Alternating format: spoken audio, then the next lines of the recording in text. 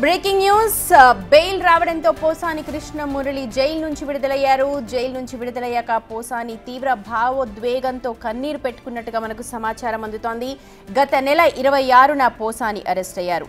ముఖ్యమంత్రి అలాగే డిప్యూటీ సీఎంపై అనుచిత వ్యాఖ్యలు చేసిన నేపథ్యంలో పోసానిపై పలు సెక్షన్ల కింద కేసులు నమోదు చేశారు. ఆ తర్వాత అతన్ని రిమాండ్కి తరలించారు. ప్రస్తుతం మనం చూడొచ్చు జైలు నుంచి ప్రత్యక్షంగా మనకు విజువల్స్ అందుతూ ఉన్నాయి. గత నెల 26న పోసాని కృష్ణమురళి అరెస్ట్ అయ్యారు.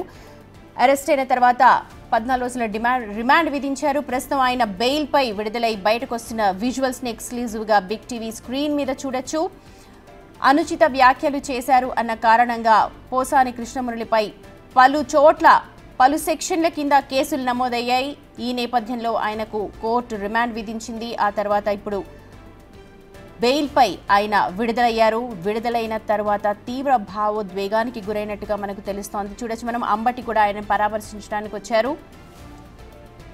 జైలు నుంచి పోసాని కృష్ణమురళి విడుదల విజువల్స్ ని ప్రత్యేకంగా చూడొచ్చు. బిగ్ టీవీ ఎక్స్క్లూజివ్ గా విజువల్స్ మీకు అందిస్తోంది. గత నెల 26వ తేదీన పోసాని కృష్ణమురళిని అరెస్ట్ చేశారు పోలీసులు.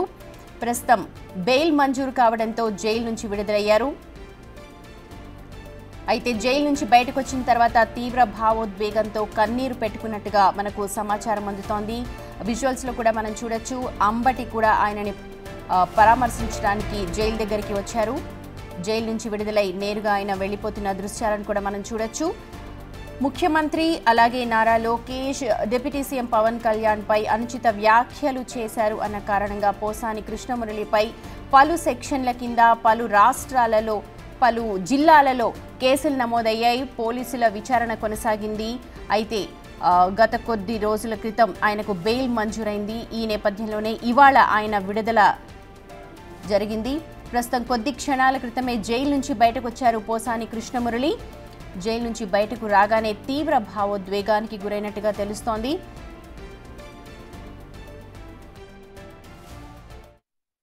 వైఎస్ఆర్సీపీ పట్ల ఆకర్షితుడై వాళ్ళు టీడీపీ చేసే దుర్మార్గమైన పనుల గురించి ఒక 2 ప్రెస్ మీట్లలో వీడియోలతో సహా వీళ్ళు గతంలో మోడీ గురించి ఏం దూషించారు, ఏం మాట్లాడారు, తర్వాత పవన్ కళ్యాణ్ చంద్రబాబుని గురించి ఏం మాట్లాడారు, చంద్రబాబు లోకేష్ మోడీని గురించి ఏం మాట్లాడారు, ఇట్లాంటివి అన్నీ కూడా ప్రజలకు చూపించి తద్వారా మాట్లాడితే అవన్నీ వ్యక్తిగత దూషణలుగా తీసుకొని తర్వాత అలాగే TV5 చైర్మన్ బిఆర్ నాయుడిని విమర్శించాడని చెప్పి వాళ్ళు TV5 వాళ్ళు రాష్ట్రమంతా కేసులు పెట్టేదానికి ఇది చేస్తే దాదాపు నంది అవార్డులు జరిగి 2016వ సంవత్సరంలో నంది అవార్డులు ఇస్తే ఆ నంది అవార్డుల ప్రక్రియ సరిగా కొనసాగలేదు.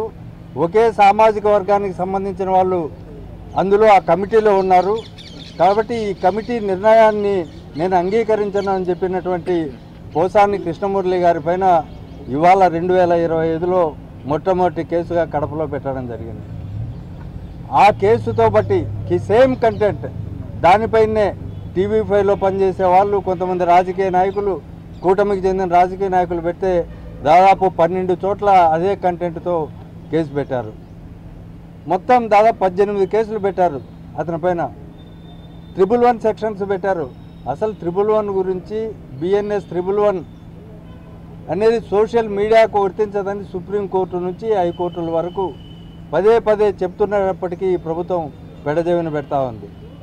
111 పెట్టాల్సింది ముఖ్యంగా రాబరీ చేసే వాళ్ళకి, దొంగతనాలు చేసే వాళ్లకు, తర్వాత కాంట్రాక్ట్ కిల్లింగ్ చేసే వాళ్ళకి, తర్వాత ఆన్లైన్ లాటరీలు నిర్వహిస్తూ ప్రజలను దోపిడీ చేసే వాళ్ళకి, ఇలాంటి సుపారీ హత్యలు చేసే వాళ్ళకి ఇలాంటివి పెట్టాల్సిన 111 సెక్షన్ని ఈ ప్రభుత్వాన్ని ప్రశ్నిస్తున్నటువంటి సోషల్ మీడియా కార్యకర్తలపై పెట్టడం చెల్లదు అని కోర్టులు స్పష్టంగా చెప్పినప్పటికీ ఈ పోలీసు యంత్రాంగం బరి తెగించి వాళ్ళ కూటమి నాయకుల ప్రభుత్వం ఏం చెప్తే అది చేసే విధంగా 111 సెక్షన్ని ఈ రాష్ట్రం అంతా దుర్వినియోగం చేస్తుంది.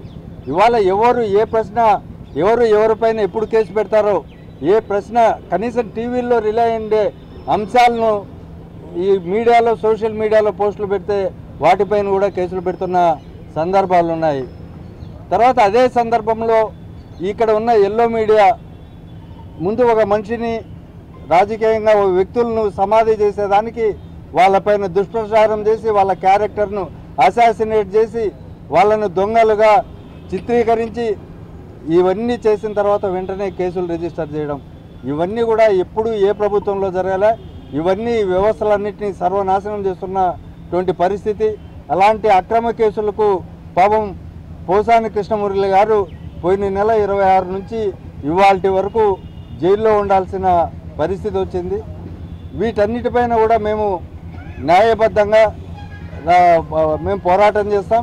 అదేవిధంగా ఈ పోలీసులు రాజ్యాంగబద్ధంగా వ్యవహరించేలాగా, అదేవిధంగా ఈ ప్రభుత్వం కూడా ఈ రాజ్యాంగబద్ధంగా వ్యవహరించేలాగా న్యాయ ప్రక్రియకు లోబడి వ్యవహరించాలని చెప్పి మేము పదే పదే విజ్ఞప్తులు చేస్తున్నప్పటికీ చెవిటి వారి ముందు శంఖం వదిలినట్టు నేడు పరిస్థితి ఉంది. ఈ ప్రభుత్వం మారకపోతే ఈ అరాచక పాలన ఎక్కువైతే చరిత్ర ఏం చెప్తుందంటే అరాచకం పెరిగే కొద్దీ ప్రజల్లో కూడా ఈ ప్రభుత్వం పైన విశ్వాసం సన్నగిల్లి పోరాడే రోజులు, వాళ్ళని అంతు చూసే రోజులు కూడా వస్తాయనేది ఈ ప్రభుత్వాలు గుర్తించాలి. ప్రజా అభిప్రాయాన్ని కానీ ప్రజాస్వామ్యాన్ని కానీ ఎల్లకాలం మీరు కూనీ చేయలేరు. దానికి విరుద్ధంగా పరిపాలన కొనసాగించడం సాధ్యం కాదు. ఇప్పటికైనా మీరంతా మారాలని చెప్పి నేను ప్రభుత్వానికి విజ్ఞప్తి చేస్తున్నా.